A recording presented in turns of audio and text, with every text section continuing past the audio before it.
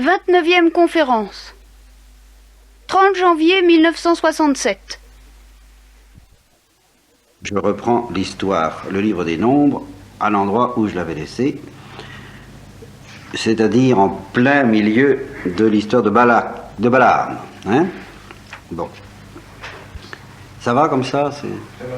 Bon. Alors, je termine d'abord l'histoire elle-même.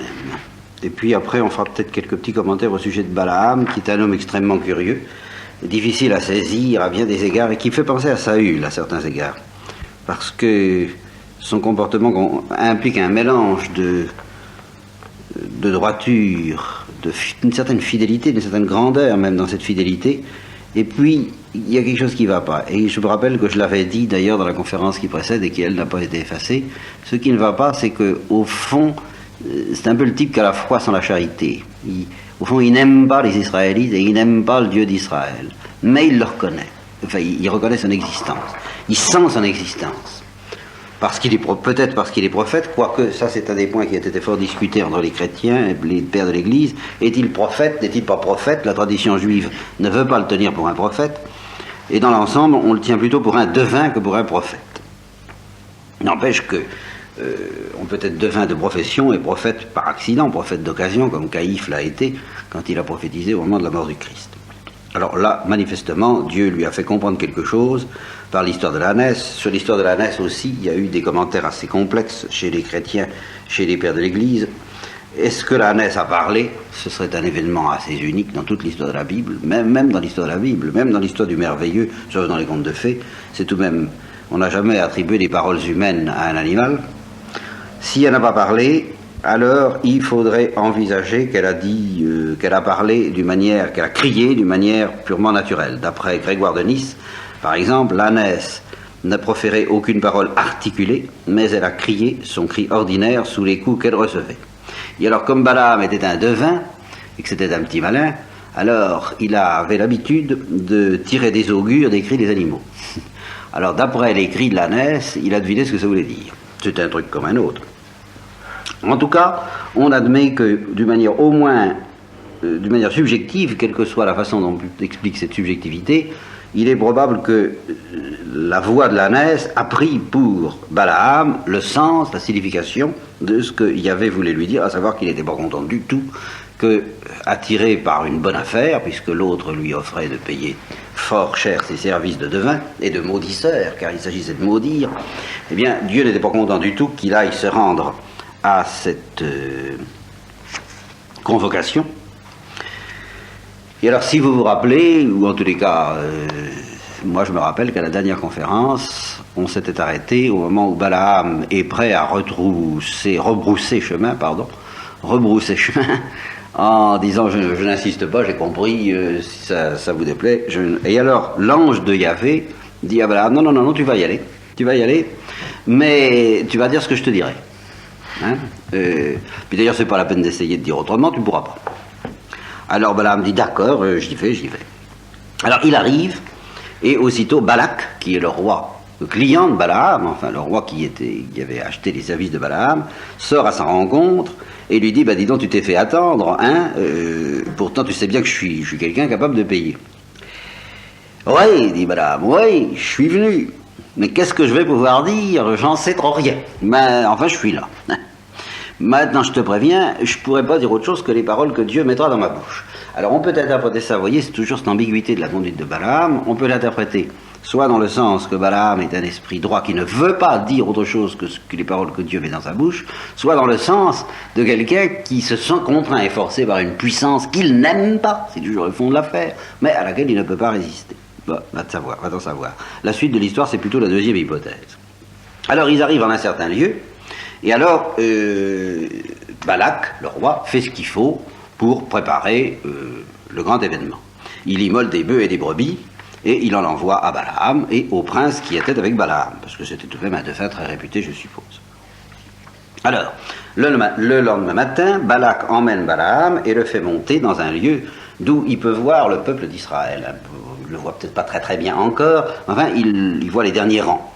Alors, Balaam dit à Balak, bon, alors il faut faire 7 autels ici, tenir prêt 7 jeunes taureaux et 7 béliers. Alors Balak fait tout ce qu'il faut, ils offrent un taureau et un bélier sur chaque autel. Bon, dit Balaam, maintenant tu restes près de ton sacrifice, de ton holocauste. Pour moi, je vais méditer. Je vais méditer. Un petit peu de désert. Je vais dans le désert, et alors il va dans le désert, remarquez, c'est très profond, c'est toujours le même thème, au fond, que vous trouvez dès le début de l'histoire d'Abraham. Il va dans le désert dans l'éventualité que Dieu se présente. On va au désert pour rencontrer Dieu. C'est là qu'on le rencontre. Peut-être, c'est pas garanti, il le dit, peut-être Dieu viendra-t-il à ma rencontre, et alors je verrai bien ce qu'il me fera voir, hein, puis je te le dirai, tu comprends, moi je peux pas, ce Dieu-là, sous-entendu, c'est pas un Dieu facile dont je fais ce que je veux. Alors, il va dans le désert, et effectivement, Dieu se présente.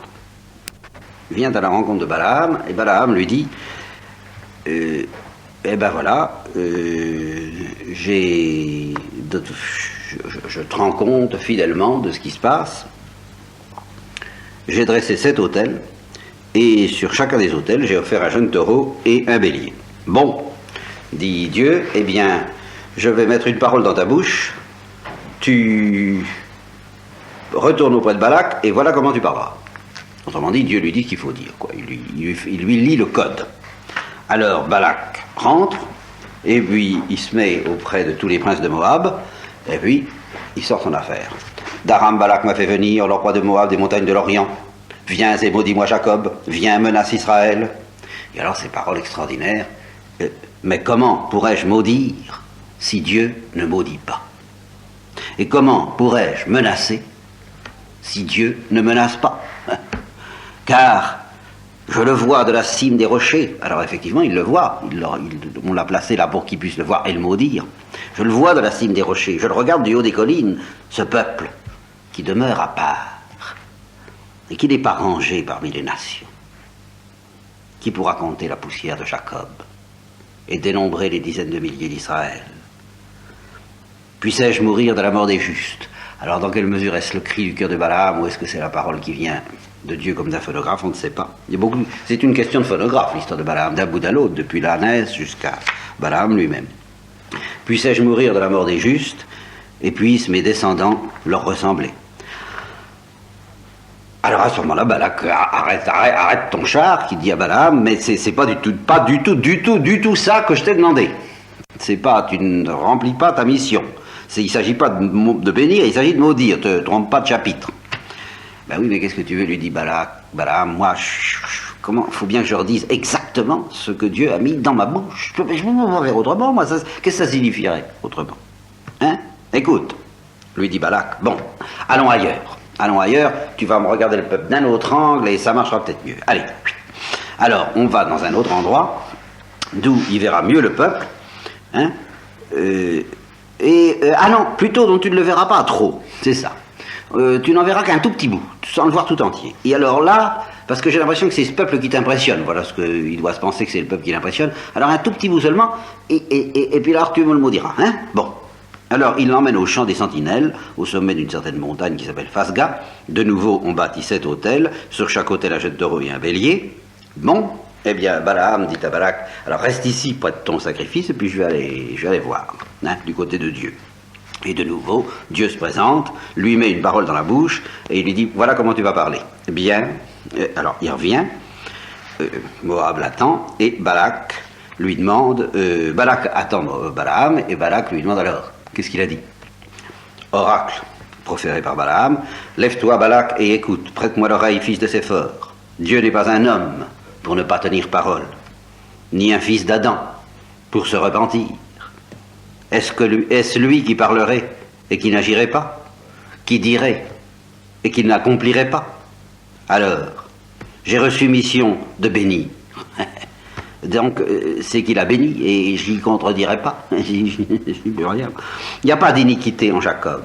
On ne trouve pas de mal en Israël. Yahvé, son Dieu, est avec lui, et en lui retentit la joyeuse acclamation pour le roi. Dieu qui l'a fait sortir d'Égypte est pour lui comme les cornes du buffle, car il n'y a pas de magie en Jacob. Vous voyez le devin qui se dit, ouais, je peux rien faire, il n'y a pas de magie chez eux. Ni de divination en Israël. En temps voulu, on annonce à Jacob et à Israël ce que Dieu va accomplir. Voilà, ça se passe pas du tout par des trucs qui sont des bazars comme nous. C'est très direct leur affaire. Voici que ce peuple se lève comme une lionne, il se dresse comme un lion, il ne se couche point qu'il n'ait dévoré sa proie et bu le sang de ses victimes. Alors Balak lui dit arrête le désastre. Hein? Si tu peux pas le maudire, au moins le bénis pas. C'est tout ce que je te demande. Et il lui dit Balaam, qu'est-ce que tu veux, je t'ai prévenu que je ferai tout ce qu'aura dit Dieu. Yahvé. Écoute, dit Balak, on va encore aller ailleurs.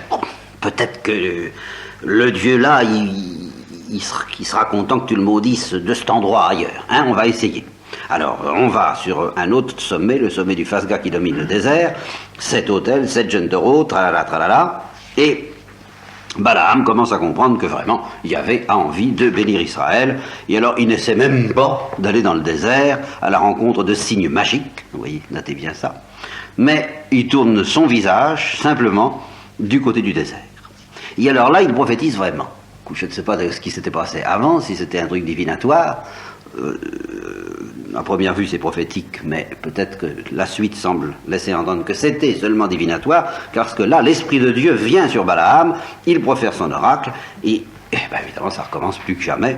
Oracle de Balaam, fils de Béor, oracle de l'homme aux yeux ouverts, oracle de celui qui entend les paroles de Dieu, qui contemple la vision du Tout-Puissant, qui tombe, mais dont les yeux s'ouvrent. Très curieux. Et alors voilà, qu'elles sont belles tes tentes, ô Jacob, tes demeures, ô Israël. Comme des vallées, elles s'étendent, comme des jardins le long d'un fleuve, comme des chênes que Yahvé a plantés, comme des cèdres le long des eaux. L'eau déborde de ses seaux, et sa semence est abondamment arrosée. Son roi est plus puissant qu'Agag, etc. Dieu, qui l'a fait sortir d'Égypte, est pour lui comme les cornes du buffle, héreux, rebelote, hein. Il dévore les peuples qui l'attaquent, brise leurs os et les frappe de ses flèches, il ploie les genoux, se couche comme un lion, comme une lionne. Qui le fera lever? Que celui qui te bénit soit béni, que celui qui te maudit soit maudit. Alors là, Balak se fout en rogne, évidemment, il y a de quoi. Il lui dit vraiment, j'ai payé pour que tu maudisses, et puis 3 fois tu les bénis. Alors maintenant, repars tout de suite. Hein? J'avais promis de te récompenser. Eh bien, ton Yahvé, il n'a pas du tout fait ce qu'il fallait pour que tu sois récompensé. Hein? Tu ne pourras pas te plaindre. Tu plaindras à lui si tu n'es pas content. Et dit Balaam, je t'avais prévenu, je l'avais dit au messager que tu m'avais envoyé, j'avais dit quand Balak me donnerait autant d'argent et d'or que sa maison peut en contenir, moi je peux pas transgresser l'ordre de Yahvé pour faire de moi-même quoi que ce soit en bien ou en mal. Évidemment, c'est une phrase du rédacteur, ça n'exprime pas la psychologie profonde de Balaam. Ce que Yahvé me dit, ça seulement je le dis. Et maintenant que je m'en vais vers mon peuple, eh bien, viens donc que je t'annonce encore ce que ce peuple fera à ton peuple dans la suite des jours. Et alors là, c'est d'ailleurs encore une prophétie très importante, parce que c'est une prophétie messianique. Oracle de celui qui entend les paroles de Dieu, qui connaît les pensées du Très-Haut, qui contemple la vision du Tout-Puissant, qui tombe, mais dont les yeux s'ouvrent. Vous voyez, il répète toujours cette formule, qui m'intéresse d'ailleurs, je la trouve, je n'avais jamais remarqué. Celui qui tombe, mais dont les yeux s'ouvrent, ça fait penser encore au combat de Jacob, ça. Je le vois, c'est sensationnel ça. Je le vois, mais pas encore maintenant. Je le vois, mais pas encore de près. Et alors il entrevoit au lointain, et c'est une prophétie sur le Christ manifestement. Une étoile sort de Jacob. Un sceptre s'élève d'Israël. Il brise les tentes de Moab. Il extermine tous les fils du tumulte. Tu demanderas à ton abbé de t'expliquer comment ce peuple qui a renié le Christ se trouve dépositaire de toutes les prophéties qui annoncent le Christ, comme par hasard, si c'est aussi... Bon. Alors, Édom passe là-dessus, Israël développe sa puissance, de Jacob sort un dominateur. Alors, il voit un certain Amalek, un certain Amalek, c'est un peuple, n'est-ce pas? Et c'est un roi. Alors, il profère des oracles sur tous les peuples environnants, et tous les peuples environnants, alors là, sont voués à la ruine d'une manière ou d'une autre. Les Amalécites, les Sinéens et les Assyriens. Et puis, eh bien, il retourne dans son pays. Il retourne dans son pays, mais, ici, c'est très important, il passe chez les Madianites. Alors, je crois d'ailleurs que Balak est le roi de Madian. Alors, avant de repartir, avant de quitter les Madianites, une fois qu'il est débarrassé, si je peux dire, de cette espèce de puissance de Dieu qui pèse sur lui et dont il n'arrive pas à se débarrasser tant qu'il est sous la prise de courant, si j'ose dire. Alors, une fois que c'est fini, au fond, il se livre à son cœur, il en a sa claque, il n'aime pas le Dieu d'Israël, il n'aime pas les Juifs, et alors il dit aux Madianites, écoutez, et puis il y a peut-être aussi cette espèce de conscience professionnelle du type qui est très embêté, il se peut qu'il en veuille sérieusement à ce Dieu de l'avoir empêché de travailler consciencieusement, de faire du boulot bien fait. Alors, une fois qu'il n'est plus donc dans le cirque où il devait maudire Israël, où il ne pouvait pas le maudire, il dit, mais il comprend les choses, il se dit c'est vraiment un peuple protégé, mais il comprend aussi que ce peuple est protégé en vertu d'une sorte d'alliance, justement, et que si on arrive, qu'en somme que la seule façon, il faut aller plus loin encore que Balak. Balak était le type assez intelligent qui avait compris qu'on ne pouvait pas vaincre ce peuple par des armes purement matérielles, mais par des armes spirituelles. Et les armes spirituelles auxquelles il a fait appel, c'est tout simplement la magie. Et alors Balaam comprend un degré de plus, c'est que la magie elle-même ne peut rien contre ce peuple, qu'il faut en effet des armes spirituelles, mais des armes spirituelles autrement raffinées, à savoir la tentation. Et l'arme fondamentale de la tentation étant la femme, alors, pas de problème, il dit aux Madianites, si vous voulez que je fasse quelque chose pour que les Israélites soient battus, il n'y a qu'un moyen, n'est-ce pas? N'espérez pas que la race des Israélites périsse jamais, ni par les armes, ni par la peste, ni par la famine, ni par aucun accident, ni sous-entendu par la magie, puisque Dieu les a pris en sa protection et qu'il les garantira de tous ses malheurs. C'est l'historien Joseph, l'historien juif Joseph qui raconte ça comme ça. Mais si vous voulez triompher d'eux pour quelque temps, évidemment, ça ne peut pas durer bien longtemps, je vais vous donner le truc. Je connais qu'un truc. Alors, vous envoyez vers leur camp, vos plus belles filles, c'est pas compliqué, hein, très bien parées. Vous leur commandez de ne rien oublier pour donner de l'amour aux plus jeunes et aux plus braves d'entre eux. Et bien alors, quand elles les verront brûler de passion pour elles, alors naturellement, je pense qu'elles ne seront pas embarrassées pour le faire, elles ont l'habitude, qu'elles feignent de se retirer.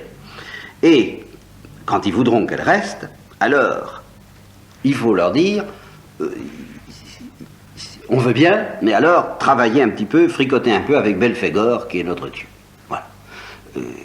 Faites ça, et alors si vous obtenez qu'ils pratiquent un peu le culte des Madianites et des Moabites, c'est-à-dire Belphégor, et qu'ils abandonnent un peu le culte de leur Dieu, et même beaucoup si possible, alors là, la colère de Dieu s'enflammera contre ce peuple, et pendant le temps que la colère passera, vous pourrez toujours en profiter. Ça durera ce que ça durera, bien entendu.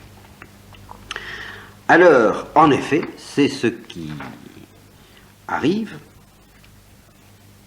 Et Joseph raconte, lui le même historien, que le conseil fut tellement bien appliqué, et le résultat obtenu, que toute l'armée se trouve en un moment infectée du poison, et qu'une nouvelle sédition plus dangereuse que les premières commençait déjà à éclater.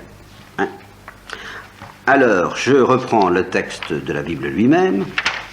C'est exactement ce qui se passe. Le peuple commença à se livrer à la débauche avec les filles de Moab. Bon, celle-ci invita le peuple au sacrifice de leur Dieu, et le peuple prit part au festin et se prosterna devant leur Dieu, et Israël servit Belphégor, le fameux Belphégor dont la télévision nous a entretenu. Et la colère de Yahvé s'enflamma contre Israël.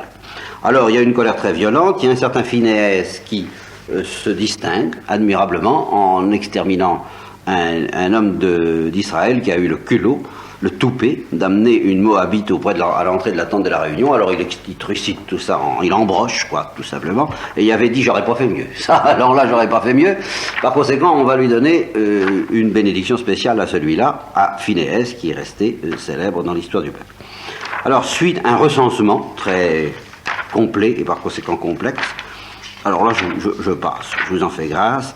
Des prescriptions sur les sacrifices quotidiens, sur les sacrifices sur le premier jour du mois, sur la fête des Azimes, sur la fête des tabernacles. Nous avons vu tout ça au moment du Lévitique. Sur les vœux, sur le naziréat, je vous en ai parlé, je ne reviens pas là-dessus. Sur les vœux des femmes. Ah, alors là, il y a peut-être quelque chose de nouveau. Parce que ça, on n'en a pas parlé. Voilà, une femme peut faire tous les vœux qu'elle veut et s'obliger à toutes les privations qu'elle veut, tant qu'elle n'est pas mariée. Si elle n'est pas mariée et qu'elle demeure dans la maison de son père, et que son père tout en ayant connaissance de son vœu, garde le silence, tout ça, c'est valable. Mais s'il n'est pas d'accord, ça n'est pas valable. Parce qu'il faut... Ah oui, ça, il ne faut pas faire ça contre le vœu de son père. Alors, si au contraire, elle se marie, eh ben, c'est la même chose. C'est-à-dire qu'il faut que le mari sanctionne les vœux qu'elle a pu prendre. Voilà. Mais s'il la désavoue, alors le vœu est annulé. Quant à la femme veuve ou répudiée, alors là, elle peut faire tous les vœux qu'elle voudra, sans aucune, elle n'est pas sous puissance de père ni de mari. Voilà. Alors il y a des détails comme ça. Et puis, c'est à ce moment que se livre un combat contre Madian, et c'est là que Israël, s'étant purifié probablement de ses fautes, extermine les Madianites. Il extermine les Madianites, et alors, comme Yahvé en avait donné l'ordre à Moïse, il tue tous les mâles, parce que, en somme, l'anathème, c'est essentiellement les mâles. Parfois, pour les femmes, ils pensent que ça ne presse pas. Alors, quand Moïse voit revenir les femmes qui avaient obtenu de si beaux résultats, il se fout évidemment en rogne. Et il leur dit, ça vous avez du toupet, vous les avez laissées en vie. Elles, qui sur le conseil de Balaam ont entraîné les fils d'Israël à être infidèles à Yahvé à cause de Belphégor. Hein? Bon, alors, maintenant, vous allez tuer tout mâle parmi les petits-enfants, et vous allez tuer toutes les femmes qui ont couché avec des hommes. Soyons justes. Hein? Celles qui n'ont pas couché avec des hommes, celles-là, laissez-les en vie. Mais les autres, vous liquidez tout ça. Hein? Pas d'accoquinement avec ces gens-là. Voilà. Alors, suit le butin. Un sacré butin, d'ailleurs, ça. Ça se termine par quelques données que le commentateur appelle géographiques et topographiques sur les différentes tribus, les fils de Ruben, les fils de Gad, sur l'établissement en Transjordanie des fils de Gad, je crois, et des fils de Ruben aussi. Les conquêtes de Manassé, vous savez que Manassé est un fils de Joseph. Et alors, une série de batailles qui n'ont qu'un intérêt, je crois. Ça se termine par des instructions, parce qu'ils sont tout de même pas en Canaan, ils sont toujours autour, n'est-ce pas, du pays de Canaan. Ils le cernent de plus en plus, si vous voulez. Et alors ça se termine par des instructions que Dieu donne au peuple relatives à la conquête et au partage de Canaan. Dieu dit à Moïse, parle aux fils d'Israël, quand vous aurez franchi le Jourdain, pour entrer au pays de Canaan. C'est toujours cette espèce, et c'est ça que nous allons retrouver en long, en large et en travers dans le Deutéronome, et dont je parle à la conférence suivante, puisque je la connais, puisqu'elle a été faite avant celle-ci, que avant qu'il ne pénètre en terre promise, tout le Pentateuque, au fond, se situant avant l'entrée dans la terre promise, l'entrée dans la terre promise ne commence qu'avec le livre des juges. Et alors, on peut dire que il y a eu les 4 livres qui racontent la préparation, et puis c'est comme je l'ai dit une fois, le silence avant, c'est les 3 coups qu'on frappe, quoi. Avant l'entrée, il y a une solennelle admonition de Dieu à son peuple, et cette longue et solennelle admonition, c'est le Deutéronome. Attention, vous allez entrer en Canaan, faites attention, rappelez-vous ce qui s'est passé, et retenez bien les préceptes et les indications que je vous donne, sinon c'est catastrophique pour vous. Avec ce tremblement de Dieu qui court tout le long du Deutéronome et dont je vous ai longuement parlé. Alors ça commence dès maintenant. Vous voyez, quand vous aurez franchi le Jourdain pour entrer en Canaan, vous expulserez devant vous tous les habitants du pays. Vous détruirez toutes leurs pierres sculptées et toutes leurs figures de métal fondu et vous dévasterez tous leurs hauts lieux. Vous prendrez possession du pays et vous l'habiterez, car je vous l'ai donné en possession. Vous partagerez le pays au sort, vous le tirerez au sort entre vos familles. Et à ceux qui sont plus nombreux, vous donnerez plus, et à ceux qui sont moins nombreux, vous donnerez moins. Ce que le sort donnera à chacun lui appartiendra, mais si vous n'expulsez pas devant vous les habitants du pays, ceux d'entre vous que vous laisserez seront comme des épines dans vos yeux, et comme des aiguillons dans vos flancs, et vous opprimeront dans le pays que vous allez habiter. Et moi, je vous traiterai comme j'avais dessein de les traiter eux, parce que si vous ne les exterminez pas, vous ne m'intéressez pas. Vous ne m'intéressez pas parce que si vous ne les exterminez pas, vous leur ressemblerez. Vous deviendrez comme eux. Alors, ça ne m'intéresse pas. Et ça se termine. Telles sont les ordonnances et les lois que Yahvé donna par Moïse aux fils d'Israël dans les plaines de Moab, au bord du Jourdain, près de Jéricho.